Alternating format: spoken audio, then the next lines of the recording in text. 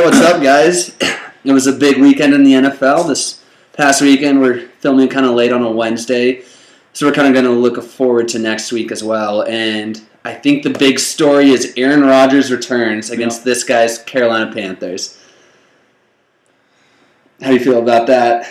You know, I'm a little nervous, but I think like 7 weeks off, he's going to be a little rusty. It's not going to be the Aaron Rodgers that we're used to. I mean, he's going to be really good. He'll be better than Brett Hundley.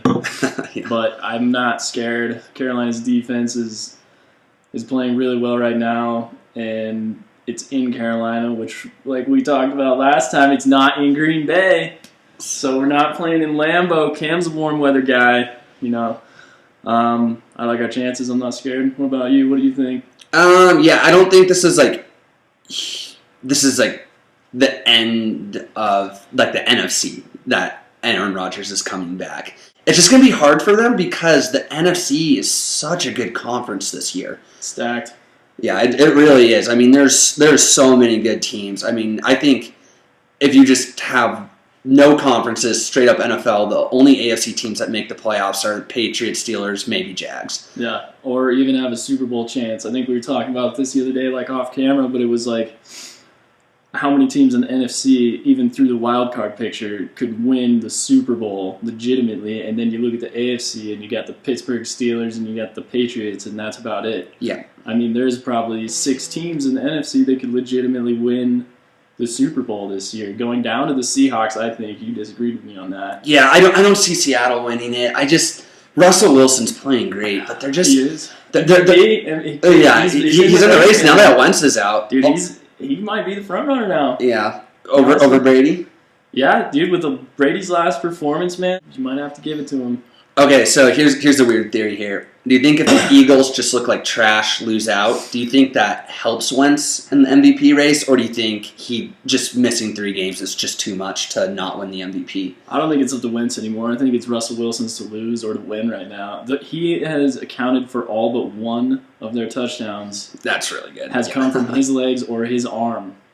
That's ridiculous. crazy. He's like 80% of their offense in yardage and in touchdowns, and it's just like, yeah. How can you not give it to him if he gets 3rd in the division or 3rd in the conference? Yeah, definitely. Yeah, it's gonna be hard to not do it. I mean, you could always make the argument Brady, but yeah. Now that it's Wentz, I mean, all he can hope for is, just for the Eagles to look terrible, and that could win him the most valuable player. Because they could look terrible. Mm-hmm. Yeah, they could. Do you think they will? Do you think like this is the end of the Eagles? No, I don't. I think they're going to hold on. I don't think the Eagles season is done. Obviously, they're making the playoffs already. I think their Super Bowl hopes are done. I don't see them. Yes. There's a small shot for them to make the Super Bowl. I don't think that they're going to go beat New England in the Super Bowl. I don't see them beating the Saints or the Panthers in the NFC Championship game, or even like if they played the Seahawks first round. I don't see, or not. Well, I don't know. They could fall. Yeah. They could. I mean, I don't. I think the Eagles could win 1 game, but I probably don't see them getting to the Super Bowl. But if they do, I would choose either the Steelers. Pretty much the only way I'd choose the Eagles is if the Jags sneak into the Super Bowl. That's pretty much the only way I think there would be a favorite. Nick Foles is a solid backup, but there's a reason that he's not a starter. And, I would trust him to come in for Wentz for 3 games throughout the season, play well, but I don't think you trust him to go into the playoffs and beat the best teams in the NFL week after week after week. Yeah, gosh, the NFC is so wide open. I honestly kind of lean towards the Vikings. I don't know.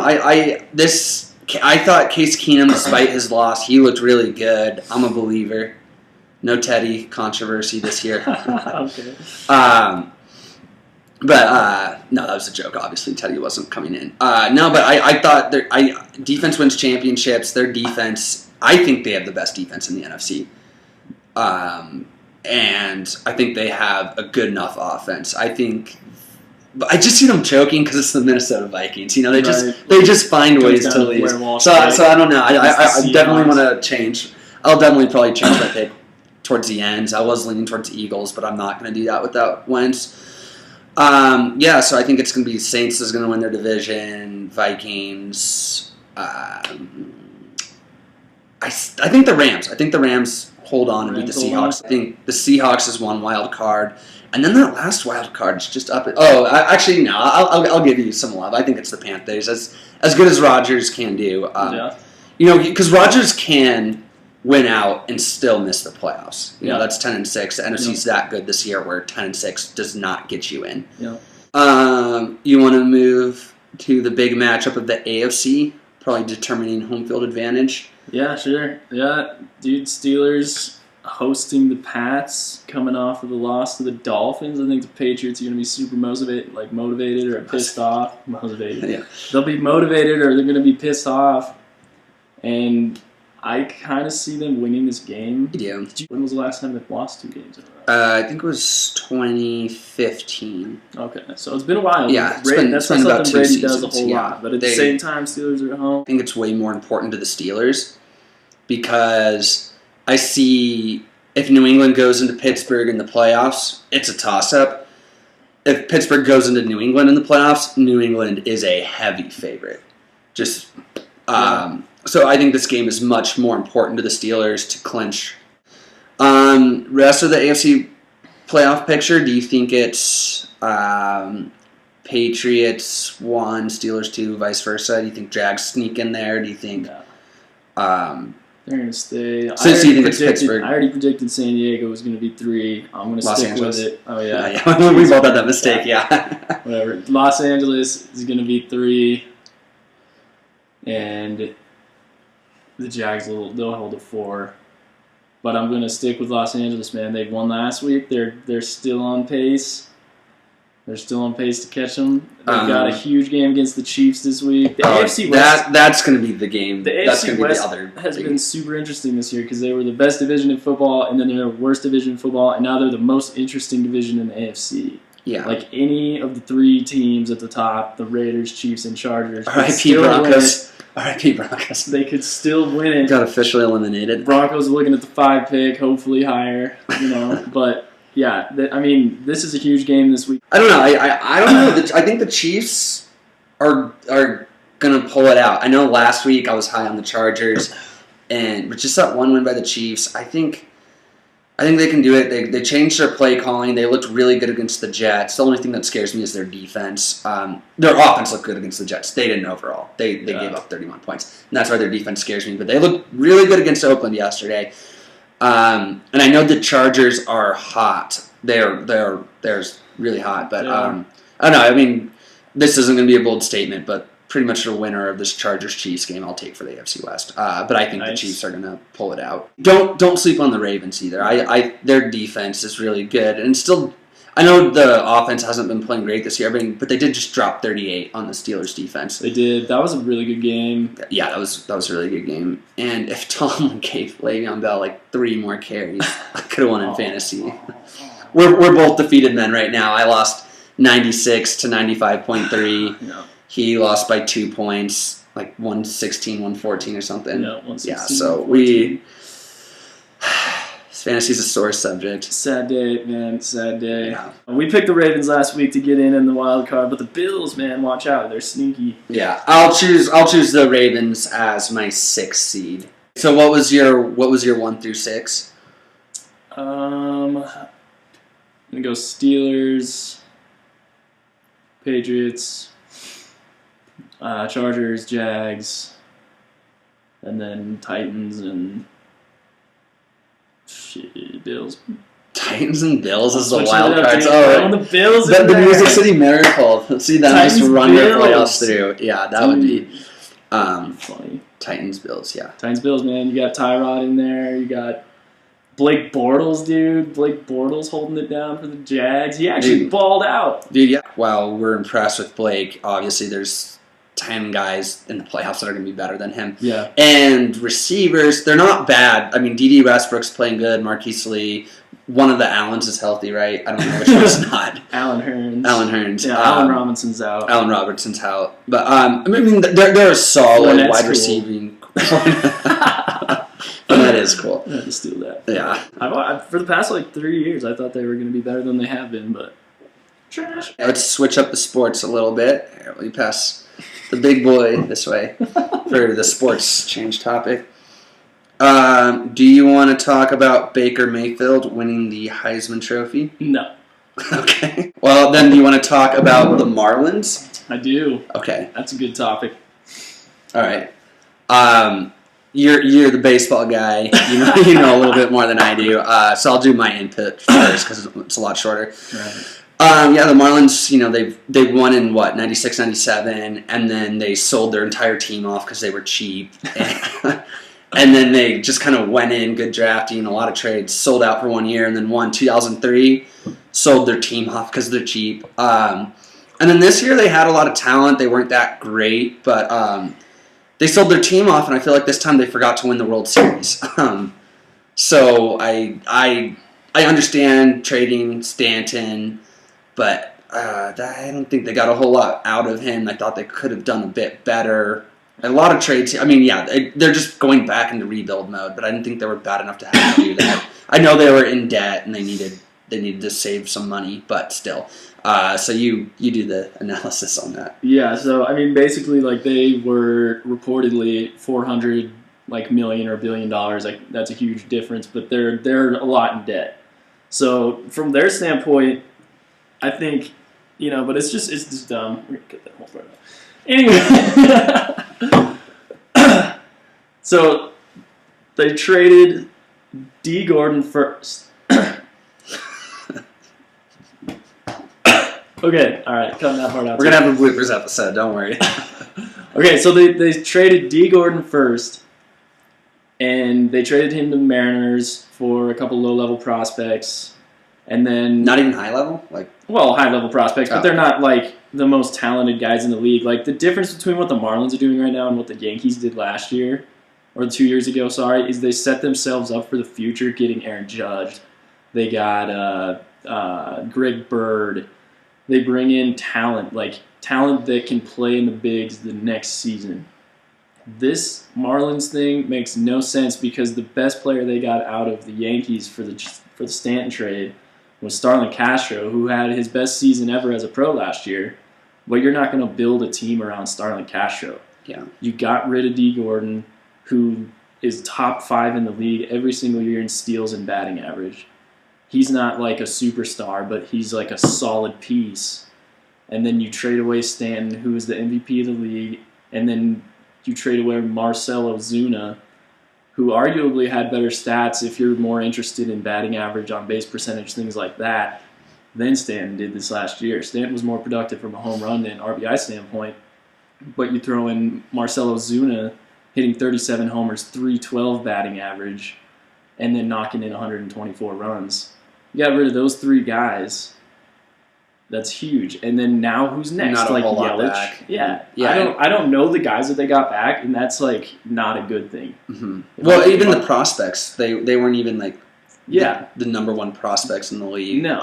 That's what I heard. I mean, obviously, we're not that big of baseball fans to know the name of the AAAers that they Sure, but most of these guys have crazy names anyways, but I mean, these guys aren't the guys that are the future of programs. These aren't those guys, and they're not getting those guys back. And that's just a fire sale. They're going to get rid of Yelich next. I can totally see that happening. And then there's nobody left on the team that I can even name. I mean...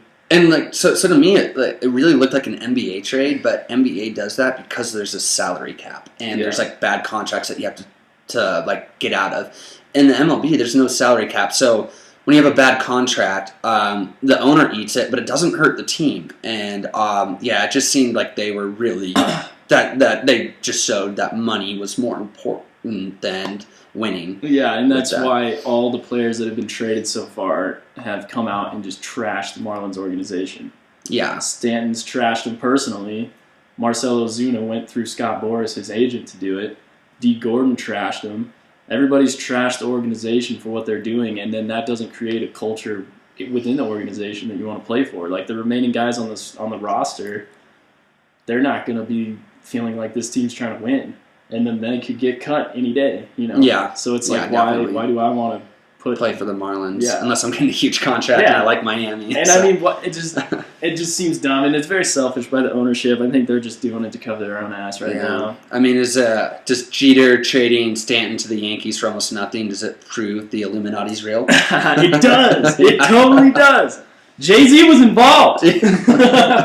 No, but I mean, seriously, I don't think Jeter had some kind of coercion with the Yankees. He said that it was for the best deal. Stanton apparently turned down some other deals from teams like the Cardinals, who Ozuna got traded to, and the Giants, who haven't gotten anybody yet from the Marlins, but they may in the future here. But apparently, that was the best deal they could get, and nobody has come out saying. But don't you think he has to say that as well? If Well, you're gonna get your number retired with the New York Yankees, and then you go to a new team, trade the best player for almost nothing back. Don't you have to be like, oh yeah, it was the best deal? Or do you think he could get away with saying, oh no, I had 15 better offers, but it's the New York Yankees? No, he definitely couldn't get away with saying that, but I don't think he did that on purpose. I don't think he exclusively talked to the Yankees. It's you're accusing him of being a spy, shipping him off to another team. No. So I don't think he's a spy. Player. I don't think he's I don't think he joined the Marlins to say, "Ha, I'm going to ruin MLB." Just baseball, take down he just sucks franchises dead. But I do think when push comes to shove, if there's two even deals, or maybe he gets a slightly better deal with the Rangers, with the Red Sox, Blue Jays, something like that, that he's going to give the Yankees the edge. Sure, but is it all his 100% decision? Probably not. Do we know that? I doubt it. I doubt they're going to be Jeter, make every decision for us ever about anybody.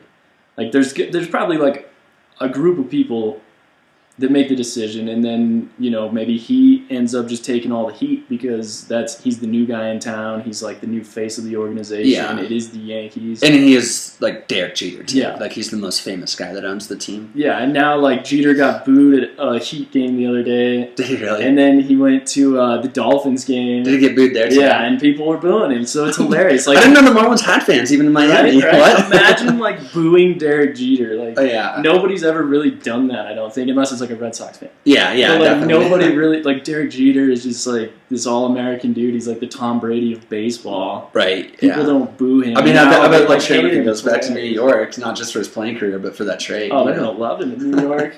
He's gonna show up to every game. He probably has season tickets to the Yankees still.